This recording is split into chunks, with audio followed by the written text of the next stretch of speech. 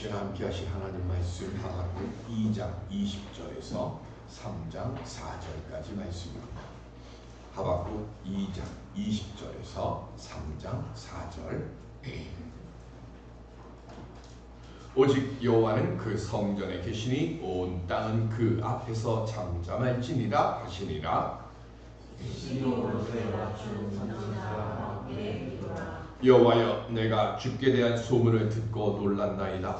여호와여, 주는 주의 일을 이 수년 내에 부응하게 하옵소서. 이 수년 내에 나타내시옵소서. 진노 중에라도 긍휼을 잊지 마옵소서.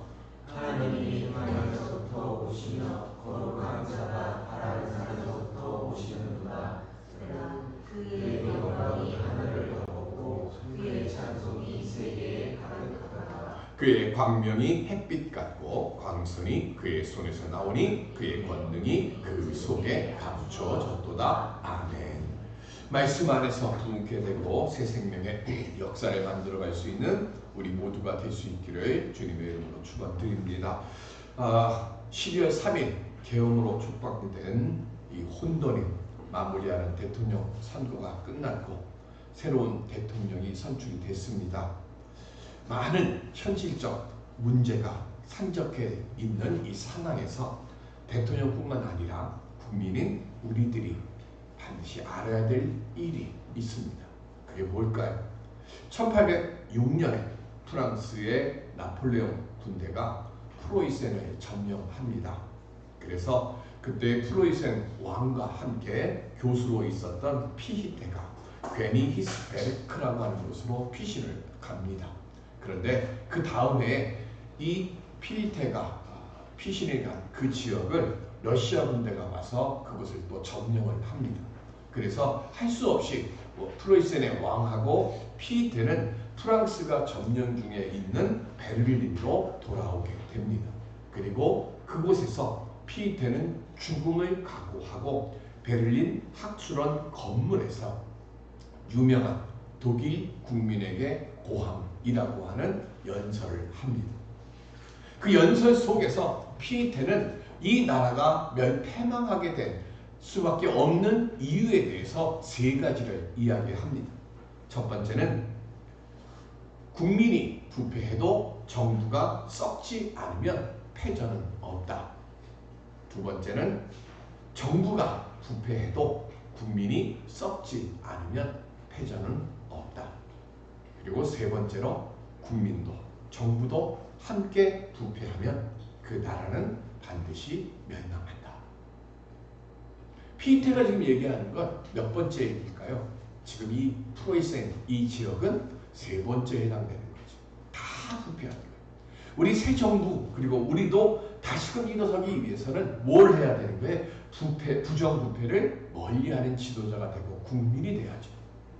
그런데 이 처남을 망해갈 수밖에 없는 이 프로이센을 어떻게 하면 그럼 망하지 않는 나라가 되어지도록 만들 수 있을까? 그것을 피히테는 딱 한 가지를 이야기합니다. 썩지 않는 정부, 썩지 않는 국민이 되기 위해서 교육이 필요하다. 딱 한 가지. 교육을 해야 된다는 거죠. 그러면서 통합되지 않고 여러 나라로 지금 나뉘어져 있는 이 제국들에게 지금 말합니다. 우리 민족의 자부심을 회복하고 정신적으로 그리고 정서적으로 통합되어야 한다. 그러면서 그 통합의 도구로 쓴 것이 뭐냐면 독일어를 사용하고 있는 우리들은 한 민족이 되고 한 나라를 만들 수 있으니까 독일어를 기치로 해서 이 언어를 말을 기치로 해서 우리 하나가 되자. 그렇게 해서 지금 우리가 보고 있는 독일이라고 하는 나라가 만들어졌어요. 그리고 이 독일을 강조하고 게르만 민족을 강조하다 보니까 이게 좀 과대 해석을 하게 되는 거예요. 그래서 누가 등장을 합니까? 나치가 등장을 하고 히틀러가 등장합니다. 그래서 피히테 하면 히틀러를 연상시키는 그 단어들이 많이 나와요. 근데 그건 받아들이는 쪽이 잘못한 거죠. 바른게 제시한 피히테가 잘못된 것은 아니죠. 그러면서 피히테가 이렇게 얘기를 합니다. 언어가 인간에 의해서 만들어졌지만 그러나 훨씬 더 많은 사람들이 언어에 의해서 만들어진다. 말은 인간이 만들었어요, 분명히. 그러나 그 사용하는 언어에 의해서 개인이 만들어지고 가정이 만들어지고 그리고 나라도 만들어집니다. 교회도 마찬가지입니다. 거듭남의 언어가 넘쳐나는 교회가 되어질 때 그때 회개와 죄의 고백의 언어가 더하여지게 될 것이고 그때에 성령 충만의 역사가 일어나게 될 줄로 믿습니다. 우리가 그렇게 성령 충만의 언어가 넘쳐나게 될 때에 오늘 우리 교회는 초대교회와 같은 역사가 일어나게 될 것입니다. 말씀으로 하나 되고 합심기도로 하나 되어서 주님께서 약속해 주신 성령 충만의 복된 성도, 복된 교회를 우리 함께 만들어 가세요.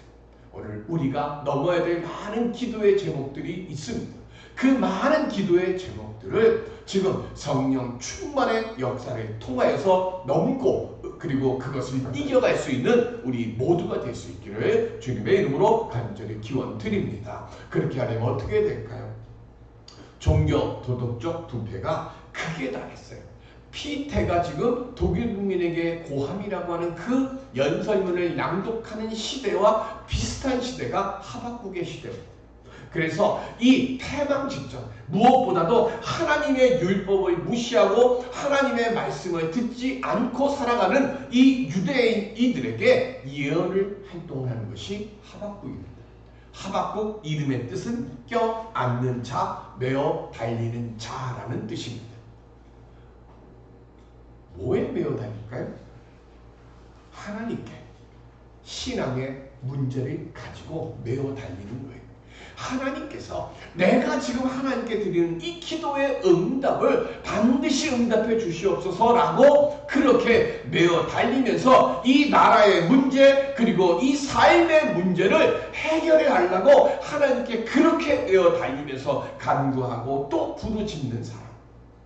레위 자손이었고 찬양대원이었을 것이라고 추정하고만 있어요. 누군지 정확히 몰라요. 그러나 이름을 가지고 우리는 그 사람이 어떤 사람인지 추측은 할 수 있는 거죠. 그는 큰 목소리로 두 가지를 하나님께 탄원합니다. 첫 번째는 왜 하나님께서는 이 세상에 불의한 것을 그냥 두고 보기만 하십니까? 두 번째는 왜 하나님께서는 악한 자를 들어서 심판하십니까? 라고 탄원했습니다. 그리고 그렇게 탄원한 뒤에 1차로 1장 뒷부분에 가면 그리고 오늘 본문 앞부분에 하나님이 응답하세요. 그리고 그 응답을 듣고 나서 2장 4절까지의 응답이 있고 나서 2장 5절부터 19절까지 5가지의 제목을 다시 하나님께 탄원합니다. 그 탄원하는 내용이 첫 번째가 약한 자를 침략하는 사람들을 막아주십시오가 첫 번째입니다. 두 번째는 자기 욕심을 위해서 가난하고 힘 없는 자들을 누르고 빼앗는 탐신자들을 하나님 저주해 주십시오. 세 번째는 힘이 있다고 자기 힘만 믿고 이 세상에서 자기 권력을 남용하는 사람들을 그냥 두지 말아 주십시오. 네 번째는 잔인하고 다른 사람의 목숨을 빼앗아 못 살게 하는 사람들을 저주해 주십시오. 마지막 5번째는 우상을 숭배하는 자들은 저주를 받아야 하지 않습니까? 하면서 하나님께 탄원을 드려요. 그리고 그 드렸던 5가지의 탄원에 대한 결론이 오늘 본문 시작했던 2장 20절의 말씀입니다. 그 내용이 뭡니까? 큰 소리로 부르짖으면서 탄원하는 것은 좋은데 하나님께서 성전에 계시니 그 앞에서는 어떻게 하라고요? 잠잠히 하나님의 응답을 기다려라 라고 하는 말씀입니다. 하나님은 무소부재하시고 전지전능하신 분입니다. 아닌 곳 계신 곳이 없으신 분이에요. 그러니까 어디든 계시는데 왜 하박국서에서는 하나님이 성전에 계시니 잠잠하고 응답을 기다리라고 왜 말씀할까요? 하나님의 법궤가 있는 그곳에 하나님께서 임재하셨어요. 그리고 성전을 중심으로 그러니까 마음을 모으고 뜻을 모아서 경외하는 모습을 가지고 응답을 기다리라고 하는 것입니다. 오순절 성령 강림의 역사가 어디서 일어났죠? 사도행전 2장 1절. 시작. 오순절 날이 이미 이름에 그들이 다 같이 한 곳에 모였더니 그랬어요. 어디 모였어요? 다 같이 한 곳에 모였습니다. 어디에 모였습니까? 마가의 다락방이요? 성경에 마가의 다락방이라고 써 있나요? 근데 우리는 오순절 성령의 역사는 당연히 어디라고 생각해요? 마가의 다락방이라고 합니다. 심지어 제가 성리순례를 갔을 때 그곳의 가이드조차도 이곳에서 성령 강림의 역사가 일어났다고 했습니다. 그런데 성경 어디를 봐도 마가의 다락방에서 모여서 했다는 얘기는 없습니다. 그 어디에서 있었을까요? 사도행전 2장 6절. 시작. 이 소리가 나매 큰 무리가 모여 각각 자기의 방언으로 제자들이 말하는 것을 듣고 소동하여.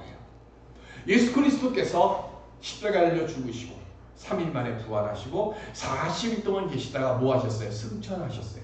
승천하신 뒤에 맞는 첫 번째 이스라엘의 3대 절기가 있잖아요. 그 3대 절기 중에 가장 가까이 있는 첫 번째 절기가 오순절입니다. 그런데 이 오순절이 되면 이스라엘의 거룩한 사람들은 이 이스라엘의 3대 절기죠. 그죠? 이 3대 절기 중에 한 번은 반드시 예루살렘 성전으로 와서 예배를 드리게 돼 있어요. 그러니까 예수님이 부활하시고 승천하신 뒤에 바로 그 다음 주에 오순절이 오는 거예요.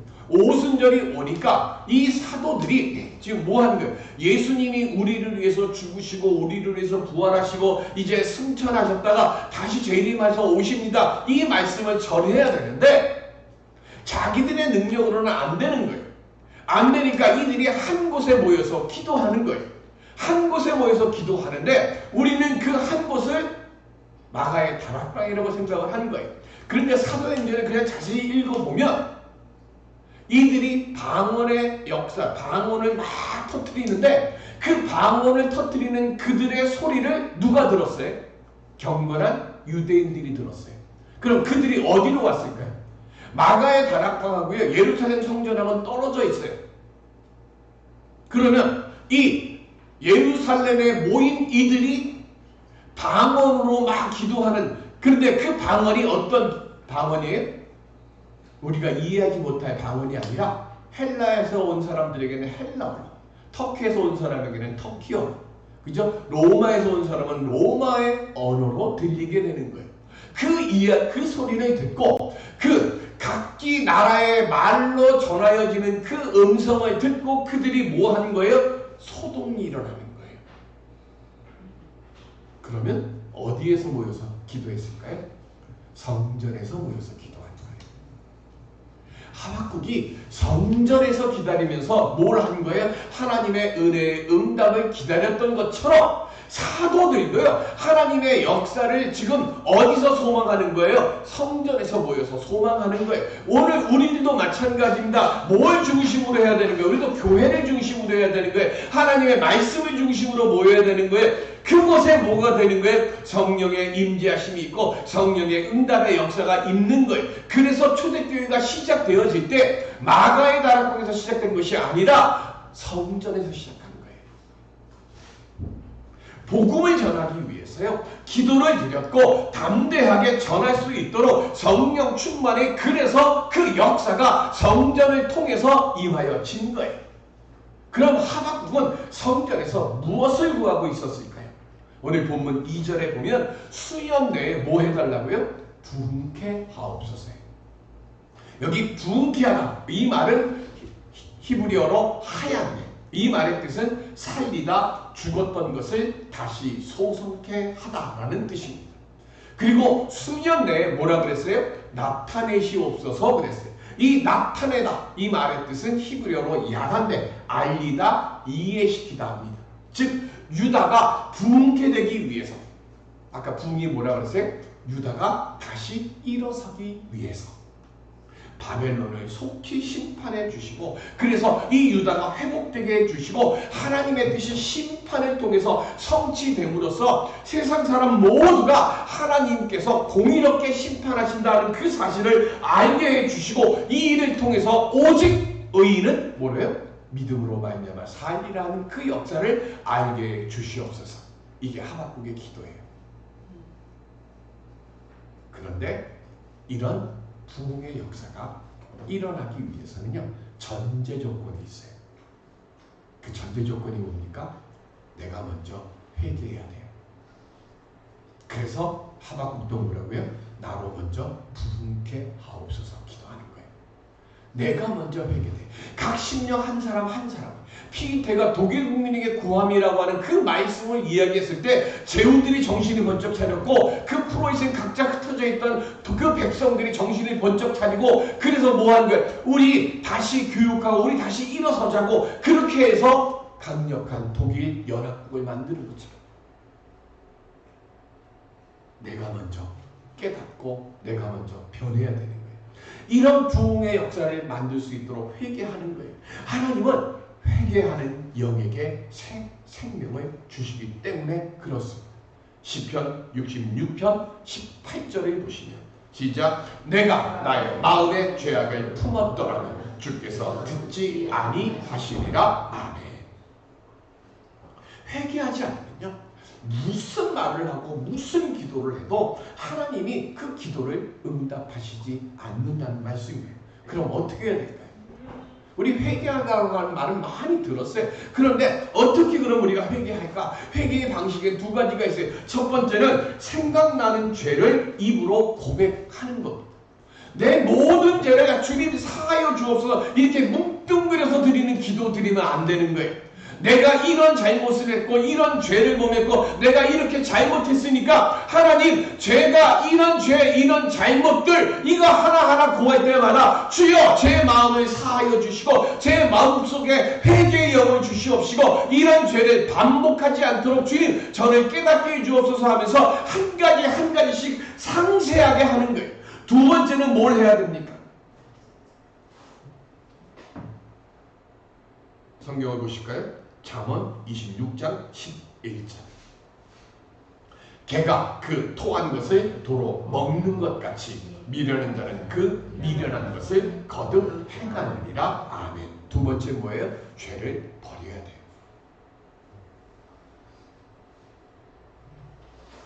입으로만 회개한다고. 우리 그러잖아요. 애들이 뭐 잘못하면 싹 말릴 때 싹싹 빌면서 다시는 안 그러겠다고 하잖아요. 근데 돌아서서 또 반복하잖아요. 그게 우리의 미련한 자라.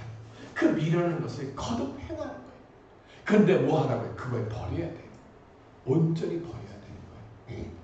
지난주에 토요일마다 그 아침에 대담 같은 게 극동방송에서 하는데 교회 오면서 그랬더니 총신대 중독 치료 교수라고 하는 분이 나와서 그 간담회 하는 얘기가 나왔습니다. 근데 제가 운전하고 오면서 듣다가 충격을 받았어요. 여러분들 라스베가스가 뭐 하는 곳이죠? 카지노죠. 저는 전 세계에서 중독률이 제일 높은 곳이 당연히 라스베가스일 거라고 생각을 했어요. 근데 그 교수가 묻는 거예요. 그 진행하는 사회자한테 라스베가스 세계에서 가장 중독률이 높은 곳이 어디라고 생각하세요? 라스베가스일까요? 아니면 우리 대한민국일까요? 어디라고 생각하세요? 그 교수가 이야기합니다. 라스베가스 중독률이 4.2%쯤 된답니다. 근데 우리 대한민국의 중독률이요 5%가 넘는데 그 중독 안에는 뭐가 있을까요? 당연히 도박 중독도 있고요. 그리고 알코올 중독도 있고요. 그렇죠? 제일 많은 게 바로 그 두 가지니까. 그 다음에 마약 중독도 있을 거거든요. 이것만 중독이 될까요? 죄죠. 죄도 마찬가지입니다. 이 죄의 중독, 그 그래서 반복하면서 되어지는 이 죄의 중독으로부터 우리 어떻게 극복할 수 있을까요? 요시야 할아버지가 므낫세입니다. 55년을 남유다를 통치했는데 성경에 기록되어 있는 왕 중에 가장 악한 왕입니다. 그리고 그 므낫세의 아들, 그리고 요시야에게는 아버지가 되는 아몬도 왕이 됐는데 2년을 통치합니다. 전부 다 몇 년이에요? 57년이죠. 근데 이 아몬은 하나님께서 옳지 못하다고 하는 일만 행하다가 역모에 의해서 신하들의 칼에 의해서 죽습니다. 그런데 이 반란을 일으킨 이 신하들을 보고 지금 백성들이 다시 반란을 일으켜서요. 그 아몬을 죽인 그 반역을 일으킨 신하들을 죽이고 그 당시에 8살짜리 요시야를 왕으로 세웁니다. 자, 몇 년이라고 그랬어요? 55년, 2년, 57년입니다. 윗물이 맑아야 아랫물도 맑은데 윗물은 지금 어때요? 더러워도 너무 더럽습니다. 8살짜리가 왕이 됐습니다. 뭘 할까요? 당연히 뭐 따라가야 돼요? 아버지 따라가야 되고 할아버지 하는 거 따라가야 될 건 아닙니까? 그런데 이 요시야는 어떻게 했느냐? 할아버지나 아버지를 따라가지 않습니다. 뭘 했을까요? 시대를 훨씬 뛰어넘어서 다윗과 같은 왕이 되겠다고 다짐을 합니다. 그래서 어떤 일을 행하느냐? 역대하 34장 3절 시작. 아직도 어렸을 때 곧 왕위에 있은 지 8년에 그의 조상 다윗의 하나님을 비로소 찾고 제 12년에 유다와 예루살렘을 비로소 정결하게 하여 그 산당들과 아세라 목상들과 아로새긴 우상들과 부어 만든 우상들을 제거하여 버리매. 아멘. 요아스는요, 할아버지하고 아버지의 죄를, 우상을 버리는 게 뭘 버린 거예요? 그 죄를 버린 거예요. 죄를 버렸어요. 회개한 거예요. 회개하면서 뭘 한 거예요? 반복하지 않으려고요. 산당도 제거하고 우상도 제거하면서 끝나는 게 아니라 그거를 뭘 한 거예요? 불쏘시개로 만들고 돌은 가루를 만들어서 아예 없애버린 거예요. 그리고 난 뒤에 그들의 길을 따르지 않고 그들이 신봉했던 것을 이렇게 거부하고 그 자리를 뭐로 채운 거예요? 다윗의 하나님으로 채운 거예요. 다윗의 하나님으로 채운 그들. 그래서 뭘 하는 거예요? 할아버지하고 아버지의 그 악한 자리에 뭐로 바꾼 거예요? 다윗의 믿음으로 그 자리를 바꾸어버린 겁니다. 그 믿음의 자리를 바꾼 것으로 그치지 않고요. 6년 뒤에 성전을 다시 수리합니다. 그 성전을 수리하다가 율법서를 발견하게 됩니다. 그 율법서 내용 중에 요시야가 가슴을 치는 내용이 나옵니다. 너희가 나를 버리면 나도 너희를 버리겠다. 그리고 너희가 나를 버린 만큼 나는 너희에게 징계를 하고 너희들을 심판할 것이라는 그 말씀을 읽게 됩니다. 그리고 그 말씀을 듣는과 동시에 요시야는 자기 가슴을 치고 옷을 찢어요. 그 모습을 보고 하나님께서 이렇게 말씀하십니다. 역대하 34장 27절 시작. 내가 이곳과 그 주민을 가리켜 말한 것을 내가 듣고 마음이 연약하여 하나님 앞 곧 내 앞에서 옷을 찢고 통곡하였으므로 나도 내 말을 들었노라 여호와가 말하였느니라. 아멘. 28절에 무슨 말씀이 나오느냐? 그러니까 네가 나라가 망하는 그 꼴을 네 눈으로 보지 않게 해주겠다. 너는 내가 보호해주겠다 하는 그 말씀이 나와요. 요시야는 조부와 부친의 죄악된 길에서 벗어났어요. 회개하고 생명의 길, 즉 다윗을 본받아 그의 길을 따라갔습니다. 그리고 그런 요시야를 하나님께서는 먼저 부흥케 주셨습니다. 지금 하박국이 바라고 있는 것도 바로 그 말씀이에요. 요시야와 같이 회개하고 주의 말씀을 따랐고 생명의 길을 발견하게 됩니다. 내가 변하고 부흥게 되는 것은 주의 말씀을 듣고 나보다 주님을 사랑할 때 이루어집니다. 예수님이 베드로에게 마지막 3가지를 물으셨습니다. 뭐 물어보셨죠?